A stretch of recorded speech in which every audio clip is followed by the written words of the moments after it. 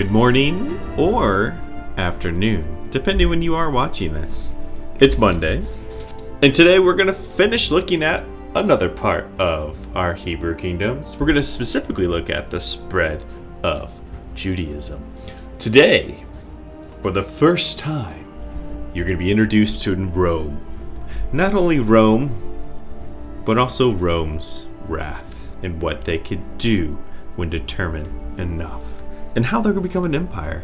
One small tidbit into that. In this picture, or the series of pictures, you see Masada, which is going to be a fortress we're going to talk about. You see a Wailing Wall here on the bottom left, and the Wailing Wall we'll talk about. SPQR with this eagle. It's actually the Roman flag, which you'll see again on the next page. And then tomorrow we'll look at the Jewish diaspora and why that is going to happen. So, let's get to it. Our very first part, we're going to look at the rule of foreigners. Specifically, we're going to start with how Syria is going to conquer Judah. Now, we got two flags here at the top. The one on the right you just heard about, which is our Roman Empire. And the one on the left is actually who the Syrians are going to be a part of, which is going to be the Seleucid Empire, which, spoilers, when Alexander the Great conquered much of this part of the world, when he died at a very young age, this will be one of the several empires that will come out of his death. Really, it's different generals who are going to start their own empires that he conquered. But let's get started. What's going to happen to Judah? If you remember on Friday, we talked about how the last king, Rehoboam, is going to keep taxes high. He's going to raise them a little bit higher. He's going to have people working on building projects, and they're just not going to be very happy about that. Therefore, you're going to see Israel split into two. You have the kingdom of Israel in the north and the kingdom of Judah in the south. So what happens to him? Let's get to it. Well, over time, we're going to see Judah becomes conquered by these Syrians, the Seleucid Empire, if you will, and later, our Romans. But before we get to the Romans, when our Syrians took over, it was about 198 BCE when they did that, and they attempted to spread Greek religion and culture.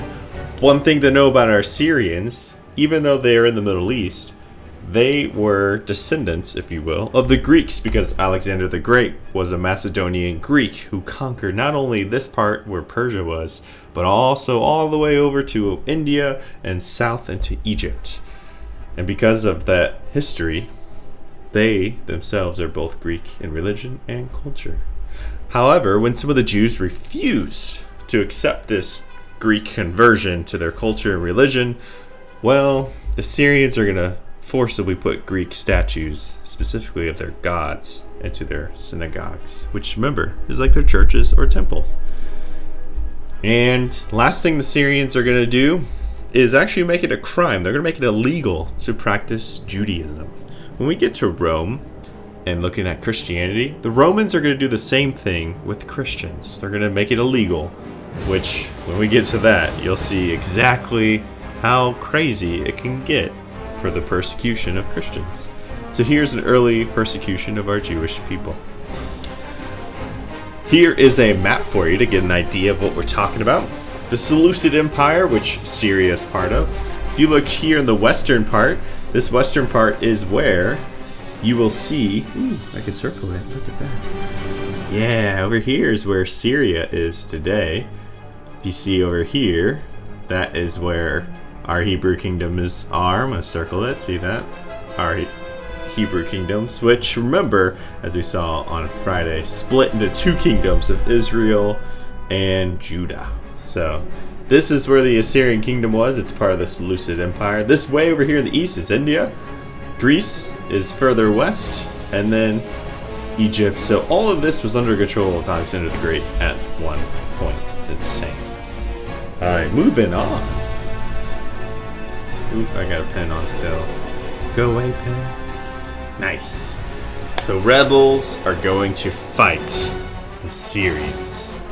And these rebels started with one man who was a Jewish priest. His name was Judah Maccabee. And he's going to actually organize and start to fight back the Syrians. They were seen as invaders of their land. And actually, Judah, one of his sons, is going to become the leader of this rebellion. And because of that, his followers, of not only this priest, but his son who's going to lead this rebellion, are going to be called the Maccabees. They're known as the Maccabees.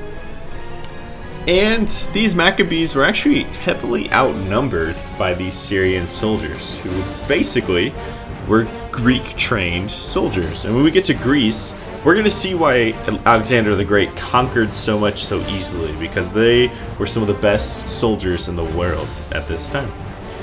And however, they knew they couldn't take them on in an open field. They didn't have the numbers, it just wouldn't work out. But they knew the land, and they thought if they could ambush them, they could slowly take down their army and be able to defeat them. And by 164 BC, they will do exactly that. Slowly over time, the rebels will keep engaging them in hit and run tactics, sneak attacks, if you will. And they're going to defeat the Assyrians. And the Maccabees are going to gain control of Judah again. They're going to get their kingdom back. Here is a painting, if you will. This is actually in a Jewish synagogue, and I think it was Acre. And this depicts the epic, ambush fighting style of the Maccabees. So if you look up here on this top part, elephants are involved in this warfare. You see horses, spearmen. These are representing the Greek soldiers that were fighting for Syria. And they weren't just Greek soldiers, they were also Syrians, but they fought like the Greeks did. And they had war elephants, which again are like the tanks of the time. If you see over here, the guys in orange all around them are in the hills, ambushing them as they try and march through. One thing about war is it's hard to attack people who are up high and in the hills. Elephants, horses are too big and bulky to actually climb up a cliff, for example. So it's going to be a major problem for them. Moving on to Rome taking over. So Rome's going to end up conquering at a later time. So if you come back to here, our date was 164 BC, and when the Romans arrive, it's going to be about 63 BC, so about 100 years later. They're going to have their own little kingdom again. But unfortunately, that peace and independence won't last. Rome is going to be growing and growing and growing, so they're not just attacking Judah, they've actually attacked so many other different kingdoms and conquered so many other places. When the Romans arrive and they take over this part of the world, they're going to keep strict order. They're going to have a fine set of laws they want everyone to follow. And they're going to hold the Jews to those laws. Also, Jewish leaders, priests and kings, are going to be appointed by Rome. So they're going to still be able to rule themselves, but the leaders that are chosen for them are chosen by the Roman senators or the emperors. And by 66 CE, current era, so this is 66 years after the birth of Christ, so Christ is no longer alive, Jews known as zealots are going to rebel against Rome. Some of these people are upset of how Jesus was killed. Others, because they're Jewish, still don't believe that Jesus was the Messiah. But they saw what they did to Christ, and they do not like how they make decisions and how mean and cruel they can be. So they start their own rebellion. And they are actually going to end up taking a fortress called the Masada. And it's a giant fortress on top of a plateau. And actually, I'm going to show you some videos of it that's really fascinating to show you how they're going to hold out for so long and what they're going to do. But firstly, let's look at a couple pictures. Here is a picture of the Masada. It's kind of hard to tell from this picture here, but in the background there is the Dead Sea, and this here is the fortress itself. This whole outside was walled at one point, and if you notice, there's some pathways up. Just very few though. This whole backside are just cliffs, so it'd be very hard to attack if you're an attacking army. And how the Romans are going to actually conquer it, here's the craziest part. Rome was so powerful in this time period that they ordered slaves, probably some of which were Jewish slaves, to pile up rocks to make a ramp all the way up to the Masada. So this land down here says the Roman camp. This land was some higher land next to it, but this was still probably hundreds of feet of cliff and rock that was hard to get anything up. So they had slaves forcibly build this giant rock ramp. I got two videos I'm going to show you real quick. First one's going to kind of show you a little tour of the Masada, what it looks like today. And the second one's actually going to kind of show you how the Romans got up to attack this city and kind of what that would look like. So let us go to those. It's going to be on GoNoodle. Don't freak out. Yes, it's on 6B, but okay, 6A people, you're seeing this first. I'm going to switch it to you, and my 6B people, take it easy. I'm going to play yours after this, so regardless, you're all going to be leveling up, okay? Take it easy. See, you're both at 2. You're going to be at 4 after this, okay? It's going to be great. Alright, first video. Oh no, it didn't save here, so let me copy it in real quick. This one is going to be the Masada. Let me put that there. Alright, 6A it is in. We are ready. Here's our first video on the Masada. This is our last and final episode in the Dead Sea mini-series. It's coming! When we started, it was still the dawn of the morning. We saw the place where Jesus was baptized. Then we hiked up the steep mountains and explored the ancient ruins of Qumran. We flew over the Dead Sea and explored its shores. But this last episode we reserved for one of the most extraordinary places in the world.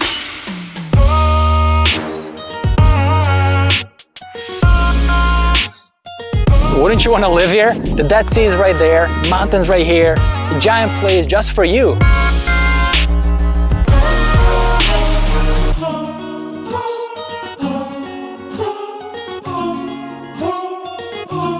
This is a fortress unlike any other on Earth. This is Masada.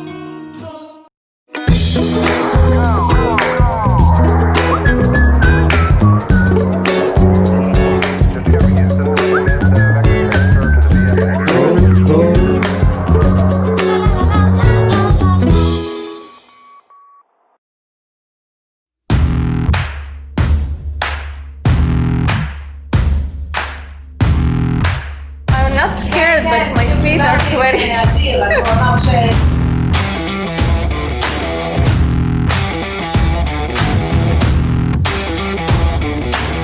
That was fast. Yeah, that was.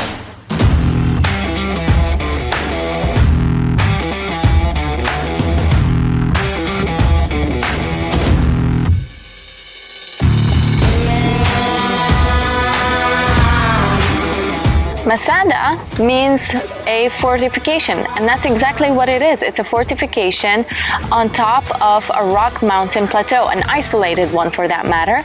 And it is believed that after David had his meeting with Saul, King Saul, in the caves of En-Gedi, and he cut part of his garment, that he came up here to walk after they departed from each other.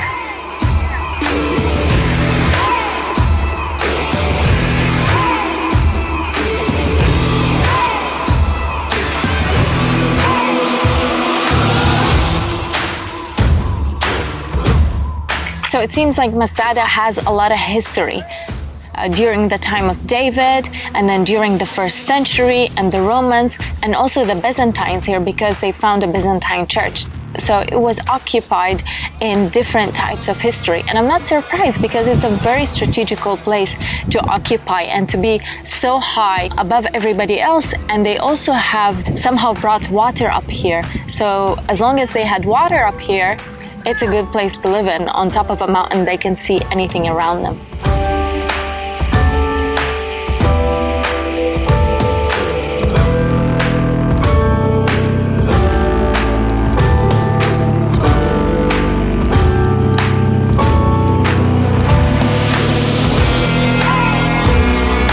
66 AD, the Jews began the Great Revolt, and this place, Masada, had become the refuge place for all the Jewish rebels who wanted to escape from Jerusalem and hide.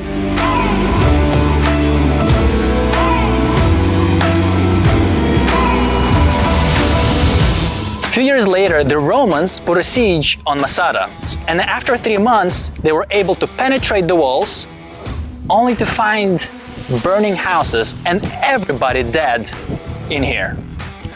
What happened? According to Josephus Flavius, the Jews did not want to get captured and taken into captivity. So what did they do? They killed each other in turn until the last one who had to commit suicide.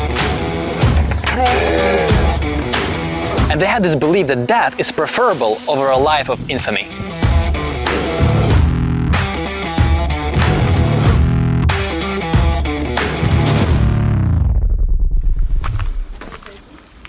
So we're hiking down from Masada on a snake path or a snake road. That's what they call it. This is an ancient road that would go from Masada down. That's how they would get up there and come up there. Probably with a donkey, by foot. So even though we got up with a cable car, that was a nice view, we decided to go down by foot. The real reason for that was to save 30 shekels.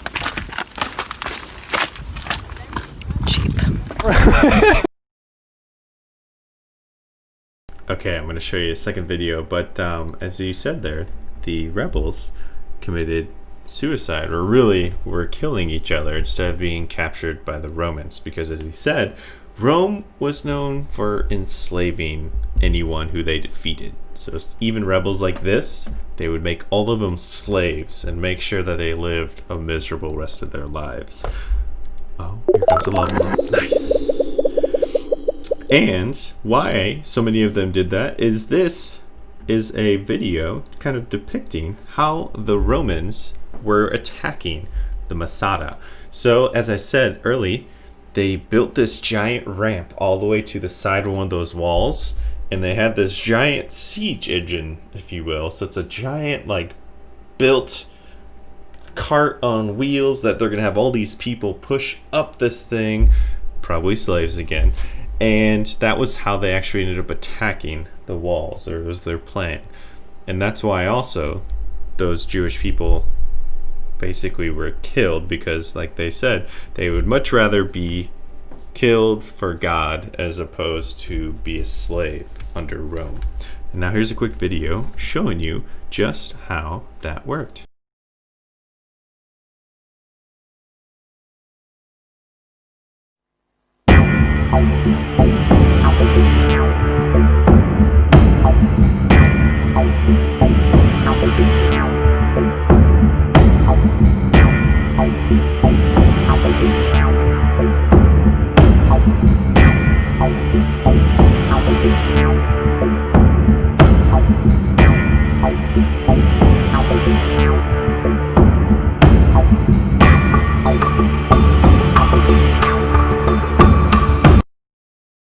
Alright, one thing right away.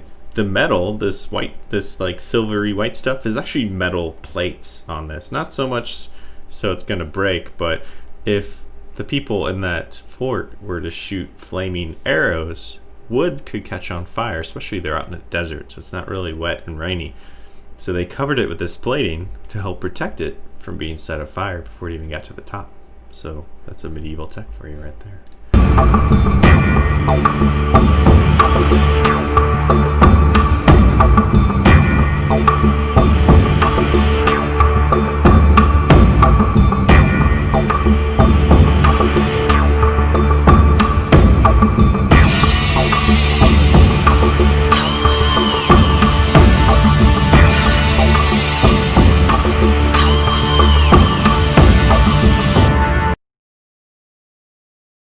Now the way that these towers are built, you can see a good picture of it from here.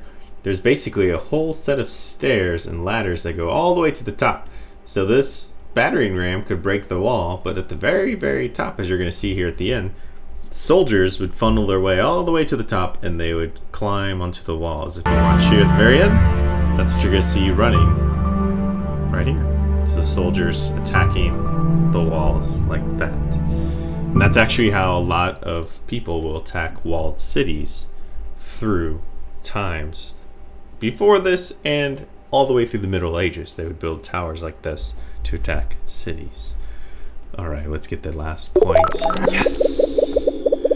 All right, 6A, don't worry. Wait, this is 6A, right? This is... Yeah, 6B, I'm going to play those two for you also, okay? Everyone will be at 4, and it'll be great. I'm going to put a cut in there for today. Tomorrow, I'm going to start with some notes talking about the people committing suicide and sacrificing themselves so they weren't taken by the Romans. And then we're going to close out by looking at kind of two things. One, the diaspora, and what's going to happen to our Jewish people. And two, the long-lasting kind of beliefs and impacts of the Jewish people through history. All right. Have yourself a great day. Make sure to double-check Google Classroom on what to finish after this. There's going to be a posting. Have a great rest of your day. I will speak at you tomorrow. Peace.